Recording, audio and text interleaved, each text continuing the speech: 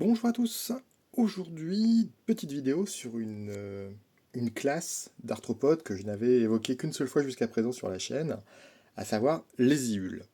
J'ai quelques espèces qui sont arrivées dernièrement à la maison, hop, dont Centrobolus splendidus. Je vais vous présenter tout ça tout de suite.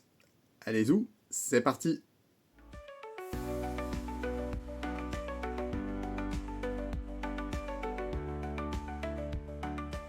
Comme évoqué en intro, Centrobolus splendidus est donc une espèce d'iule rouge, que je trouve magnifique, qui nous provient d'Afrique. Alors, il y a des sources différentes pour son origine.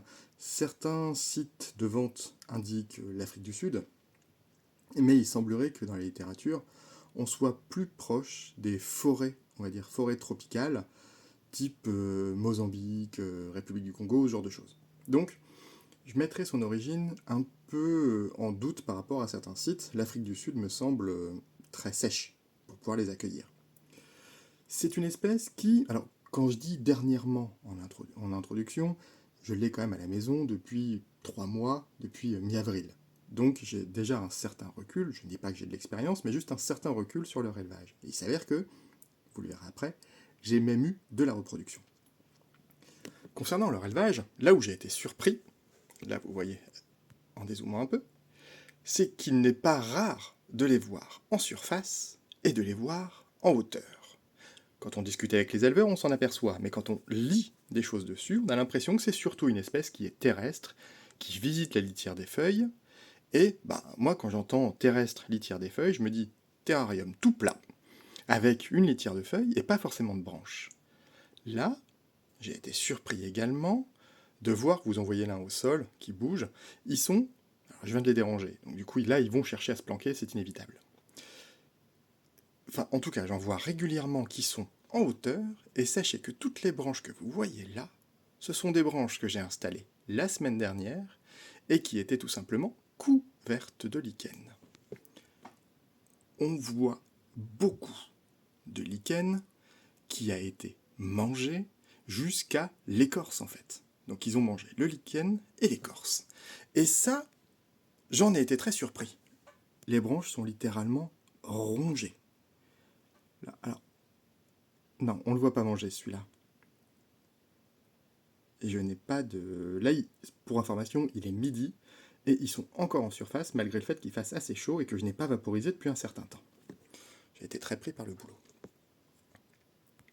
On voit donc que c'est une espèce qui n'est pas forcément timide, à la différence de pas mal d'iules et de ce qu'on peut lire dans la littérature, qui exploite une certaine forme de hauteur, et qui va manger des choses dans la littérature, on voit encore une fois, ou dans les sites internet, ou sur les fiches d'élevage, on voit bois en décomposition, feuilles mortes, terreau pour, substrat pour isopodes. Substrat pour isopodes, c'est quoi? C'est ce que je viens de dire, du bois mort, des feuilles mortes, de ce qu'on peut trouver en fait au, au pied d'un arbre en forêt. Ok? Eh ben, je vous invite, si vous avez des iules, à leur proposer du lichen en branche avec un petit peu de hauteur. Et vous me direz idéalement ce que vous trouvez. Parle cette fois du terrarium. Qu'est-ce que j'utilise comme terrarium? Alors, bon, ça c'est juste ma présentation de devant. Normalement, il faut une grosse partie de substrat. Là, j'en ai pas beaucoup. Le substrat, il est là depuis le mois d'avril. Je n'y ai pas touché. Je n'en ai pas rajouté. Mais il y a en tout cas, allez, on va dire pas 10 cm, mais allez, on va dire 8 cm peut-être de substrat. Avant, il y en avait au-dessus, mais il s'est tassé avec le temps. Ok? Donc là, j'ai, on va dire, 8, 7, 8, 9 peut-être centimètres de substrat. Je devrais en rajouter prochainement, mais là, j'en ai pas. Le substrat, c'est quoi? Le substrat, là, c'est un substrat spécifique pour isopodes, parce que, parce que j'en avais plein, que j'ai pas cherché un substrat spécifique pour iules. De toute façon, un substrat spécifique pour iules, c'est juste qu'il sera enrichi en bois mort. Donc c'est un substrat pour isopodes, dans lequel j'ai mis plein, plein d'amoncellements de branches qui, au départ, étaient couvertes de lichen et qui ont été mangées par les iules, et que j'ai laissé, en fait, que j'ai découpé en morceaux, juste pour mettre sur un côté du bac, et que ça enrichit son substrat, le bois mort, qui sera rongé au fur et à mesure par les iules. D'accord? J'ai rajouté également des feuilles mortes sur le dessus, évidemment, et, je vous l'avais déjà dit avant, juste un peu avant cette séquence, j'ai mis des branches, car l'éleveuse en question m'a dit qu'on les voyait souvent en hauteur. Ok. En termes de boîte, la boîte c'est quoi? C'est une boîte type Action, toute bête, qui doit faire, je sais pas, je vais dire 30-30-30. Et globalement, c'est pas une petite boîte, mais c'est une boîte de 30-30-30 avec un côté des aérations, et les aérations seront traversantes. Ok. Là, on est du côté sec, de l'autre côté, le côté humide. Pourquoi côté humide? On va l'ouvrir et vous allez comprendre. Hop. Le côté humide, il y a, on va dire, un bon côté avec de la mousse. D'accord? La mousse va me permettre du coup de créer cette zone humide au niveau du bac. Et donc j'ai inévitablement réduit l'aération, histoire d'avoir qu'une seule aération pour ne pas trop dessécher le substrat. Là, sec, là, humide, somme toute assez classique. Et beaucoup de bois mort. Ok? Comme l'espèce fait, enfin, on voit dans la littérature à peu près entre 7 et 9 cm, il faut forcément qu'elle puisse totalement s'immerger dans le substrat. Donc là, je suis un peu limite, mais vous le verrez par la suite, ça ne pose pas spécifiquement de soucis. Là, on est, comme je suis en extérieur, on les voit toujours, il est à peu près 16 heures, et malgré tout, bon là, il va commencer à se rentrer parce qu'il va commencer à faire chaud, et là, je suis en extérieur, je vais vous expliquer pourquoi. Bon, allons, on va le faire tout de suite. En fait, mon substrat est tellement frais, merci Jérôme, que inévitablement, il y a beaucoup de thrips. Les thrips, c'est quoi? Les thrips, ce sont des petits moucherons du terreau. Pour essayer de m'en passer, j'ai trouvé sur un site de vente en ligne bien connu, qui commence par un A, ces pièges autocollants qui ne contiennent pas d'insecticide logiquement, qui sont vendus je crois une dizaine d'euros pour en avoir une cinquantaine. On les colle en haut de la boîte d'élevage comme ça. Le jaune, ça les attire et on arrive à choper tout un tas de thrips sans forcément que ce soit dangereux pour les iules. Maintenant, attention, j'ai eu un pépin, là, vous voyez, vous le mettez comme ça tient, et voilà. Attention, j'ai eu un pépin encore dernièrement suite à la canicule et à l'excès d'humidité.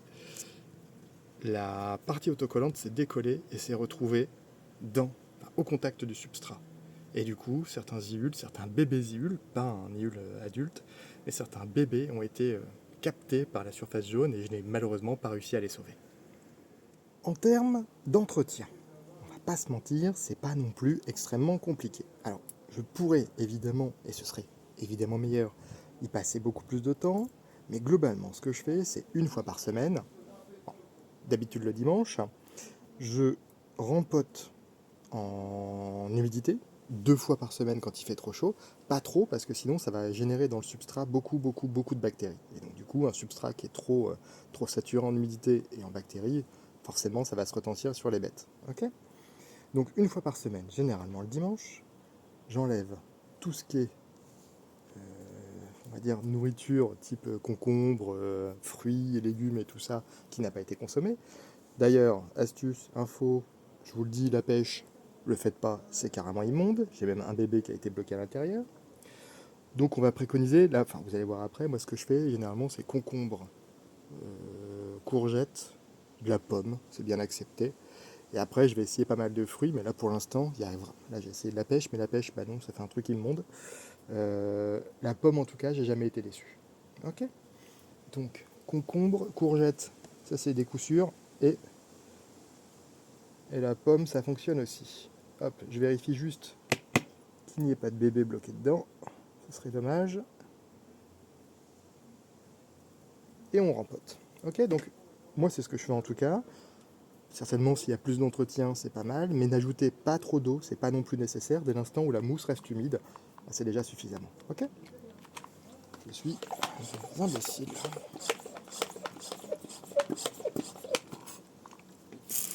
Hop. Je ne vais vaporiser que la partie humide, donc à savoir la mousse.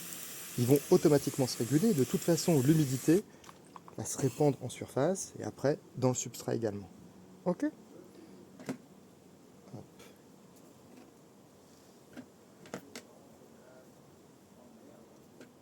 welcome, bienvenue, welcome.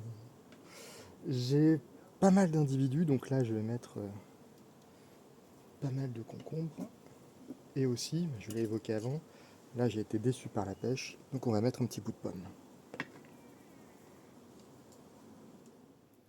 Il est régulièrement indiqué dans la littérature que les iules produisent un produit toxique s'ils sont dérangés. Centrobolus, ici dans les mains de ma fille, n'en produit pas et ne semble absolument pas stressé. En tout cas, bon, c'est vrai, ils n'ont pas l'habitude d'être dérangés non plus. Et j'ai mis ma fille à contribution, histoire de vous prouver tout ça. Alors, effectivement, elle connaît un peu les bêtes maintenant, mais voilà, juste pour vous assurer que c'est une espèce qui peut supporter la manipulation, mais je vous invite à pas le faire trop souvent.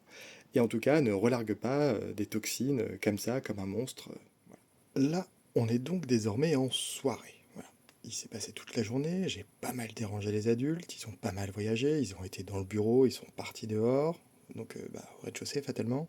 Ils sont remontés, je les ai laissés tranquillou un petit peu, maintenant il fait nuit, et ben qu'est-ce qu'on voit sur les branches? Forcément, des bébés. Qu'est-ce qu'on voit aussi? Je sais pas si on va le voir, il y a un flux de la lumière, un individu qui est en train de se planquer. Je ne sais pas ce qu'il fait, hein, mais c'est un individu adulte. On voit encore des bébés qui sont en train de grimper.